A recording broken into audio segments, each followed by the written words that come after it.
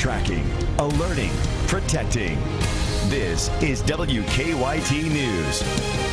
Good afternoon. It's so nice to have you with us on WKYT as we approach 12:30. Bill Bryan and Barbara Bailey reporting. You'll need the layers if you're headed outside today or for the next few days. Frigid air has settled in and it's going to be here for a little while. We begin with WKYT meteorologist Micah Harris and an early check of the forecast. Micah?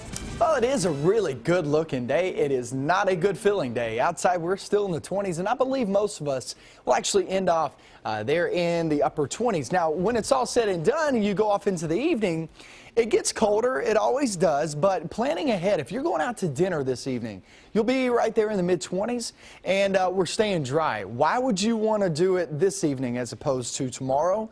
Well, this is the reason why. Everybody has the chance at seeing some flakes tomorrow afternoon and off into the evening hours. That could cause some issues there if you're heading out to eat or whatever it may be, trying to drive on those roads, especially the timing on this. Afternoon, evening, once that sun sets and the cold temperatures, it's just not going to be good. So it's going to be hit and miss on accumulation.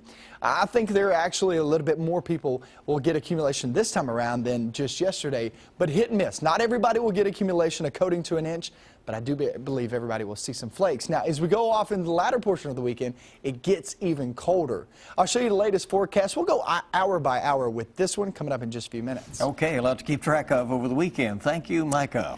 A tribute to a young life lost too soon. Today, friends are honoring a teen killed in a car crash. Maddie Jackson died when police say her car hit another and then crossed into oncoming traffic on Versailles Road on Monday. It was a horrible wreck. She was a senior at Woodford County High School. WKYT's Mark Barber shows us how she's being remembered there today. It's our top story at 12:30. The Woodford County principal says Maddie Jackson was one of their best and brightest students. He says she lived out her faith and always paid it forward. To honor her today, many students and teachers say they are trying to live like Maddie. Grieving students are wearing shirts with that hashtag. They say they want to live like she did because she is leaving a legacy of character and kindness. 18-year-old Maddie Jackson was a senior in high school. She was a strong swimmer with a promising college swim career. But on Monday, she died in a fiery 3-car crash on Versailles Road. Her friends tell us she was driving to swim practice when she was killed. Support has been pouring in from around the country for her teammates. 11-time Olympic medalist Ryan Lochte sent a picture to her swim team in Lexington, holding a sign saying, "Stay strong, Bluegrass Marlins." Now her teammates and classmates hope to do that through a special memorial that will happen before the boys' basketball game against Mercer County tonight. We're going to have all the students come out on the floor. They're going to wear their hashtag Maddie shirts and say a prayer before the game.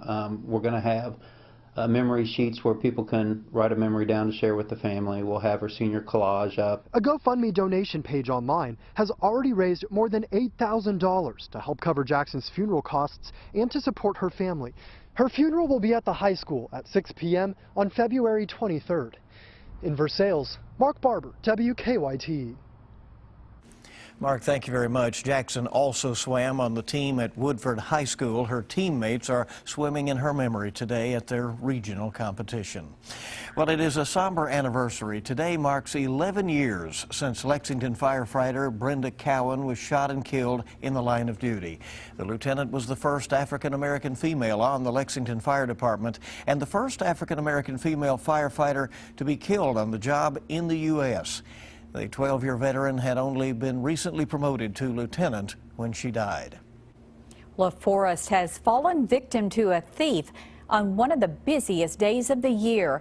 A distributor was getting ready to unload an order for Creations by Karen on Nicholasville Road this morning when a woman jumped in the front seat of the van and took off. The florist says they had about $600 in products stolen. The distributor says the theft will cost them around $10,000. The florist says they'll fill as many orders as they can, but the theft could still affect 50 to 75 customers. That's a lot of flowers stolen, really, certainly. Yeah. Well, it's the final push to get Kentuckians to sign up for health insurance. Open enrollment through Connect will end this coming Sunday. WKYT's Whitney Wetzel shows us those who don't sign up could be penalized. Dozens of people have already started walking into the Connect store since there are just 3 days left to sign up for federal health insurance without facing any penalties. Midnight this Sunday is the deadline to enroll for coverage in 2015. Already more than 150,000 Kentuckians have signed up for health insurance through Connect for this year. But those who don't meet the deadline could face a tax penalty. This year's IRS penalty is $325 per person, or 2% of household income, whichever is greater. That penalty would be deducted from your refund next year when you file your 2014 tax return. In many cases, that could actually exceed the annual cost of insurance. Since Connect began, there have been many improvements to the program, which now make it easier for people to enroll. We improved our website. We created a free app that folks can download and get a lot more information and access. We increased the capacity of our call center. We doubled the number of insurance agents throughout the state as connectors who can sit down face to face with our folks and talk them through this process. Again, the last day to enroll is this Sunday, February 15th. The Connect store at Fayette Mall will be open that day from noon until 6. In Lexington, Whitney Wetzel, WKYT. Whitney, thank you. And the state also has a website where you can enroll for coverage. It's connect.ky.gov.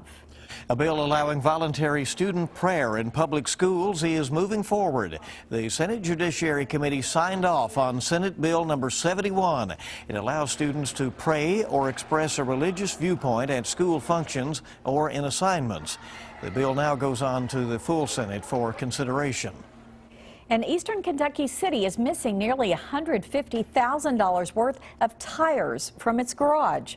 Ashland city officials are offering a reward of $5,000 for information that leads to an arrest and conviction in the case. Anyone with information can call Silent Witness at 606-329-1771. A North Carolina woman is stepping up to claim one of the 3 winning Powerball lottery tickets. Marie Holmes is the mother of 4 children. She used to work at Walmart and McDonald's, but is out of a job right now. She plans to give some money to her church, but will use the rest to support her family. I'm thankful that I can bless my kids with something that I didn't have. And Holmes will take home around $127 million before taxes. Not bad. That will help her without a job. Yeah, I think she's really. okay now. 2 other winning tickets were sold, one in Texas, one in Puerto Rico. All right. So, well, researchers have found cancer patients want more control of their care. And a new study re-examines whether hormone replacement therapy is linked to cancer. Ebony Williams has the details in this Better Living report. Women who use hormone replacement therapy for menopause, even for just a few years, may face an increased risk of ovarian cancer. Oxford researchers did a detailed reanalysis of dozens of studies. They found short-term use of hormone replacement therapy increased ovarian cancer risk by 40%. And women who used the treatment for at least 5 years still faced an increased risk even 10 years after they stopped.